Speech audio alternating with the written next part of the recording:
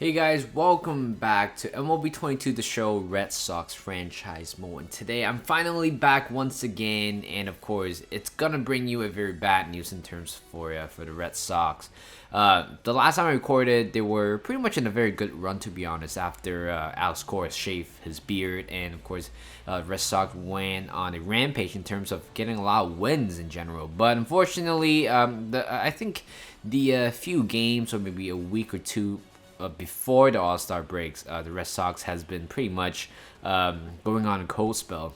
And of course, as the time I'm recording today, July 22nd, the Red Sox lost 28-5 to Toronto Blue Jays, and pretty much that sums up the season for the Red Sox. And I doubt they're going to make the playoffs for this season, and it is tough to watch because again, on paper they're not they're not a bad team, but somehow this season they're just kind of underperforming by quite a lot. And of course there are a lot of talks in terms of the contracts between the Red Sox and also Devers, and at the same time Center Bogarts as well.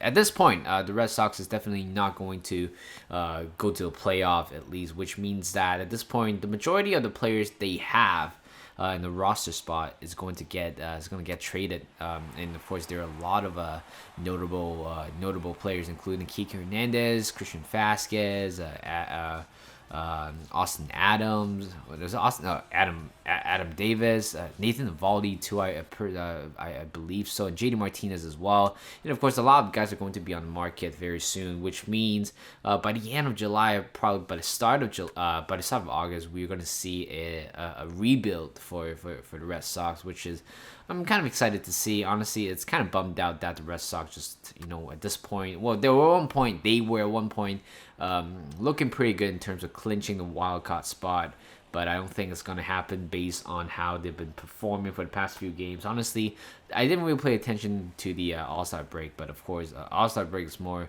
of a time where, the players just kind of like relax and, regroup their minds and stuff like that, trying to have a much better second half of the season. But turns out, you cannot judge a team based on one game, but but based on how they are for the recent games, I don't think they're gonna make the playoffs. That's for sure. And of course, a lot of players are definitely underperforming. Like in real life, Bobby Dalbec definitely.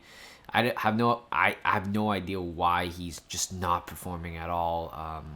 And still don't know why he's still in the Red Sox for now, or why he is not even being sent down to Triple A's at this point. But of course, the main topic is definitely Rafael Devers. The only one player that really do extend is probably Rafael Devers over Center Bogarts, and I know a lot of you guys might disagree with that, but based on how I see Devers as a player, I feel like Devers might have a brighter future based on what I'm seeing. But of course, Sander Bogart is going to be very, very expensive in terms of his to extend his contract. But you know what, this type of stuff that we have to wait and see. And of course, another news would be it's so unlucky that Chris Sale it's back in the DL after he broke his finger after his second start for the Red Sox for in months. He had like an inflamed or fractured or mild fractured ribs earlier on in the season, which kept him out pretty much for the first half of the season. Came back against Tampa Bay Rays, and he did pretty good. He did have a very strong outing in his first game, but second game back, so unfortunately that comebacker hits his pinky finger and fracture it, so he's gonna be out for the rest of the season once again. So it is very tough to see at this point. And Chris Sale just couldn't really catch on and break at this point. And honestly, the Red Sox do not have any pitching as well.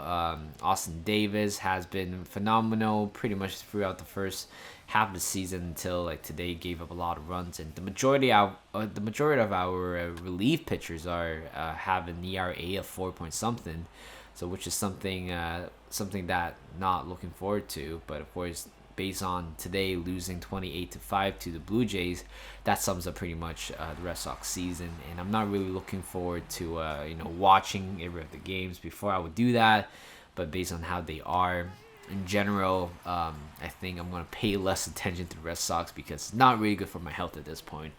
So you know what? Instead, I would just keep doing this Red Sox series. Hopefully, hopefully what we're doing right here in the game is gonna have a much better outcome than the like real life Red Sox. And of course, the team might be changing, evolving throughout the whole season. I mean, in MLB the show right here, but of course, it's based on realism. But based on how the Red Sox is performing right now, just kind of not.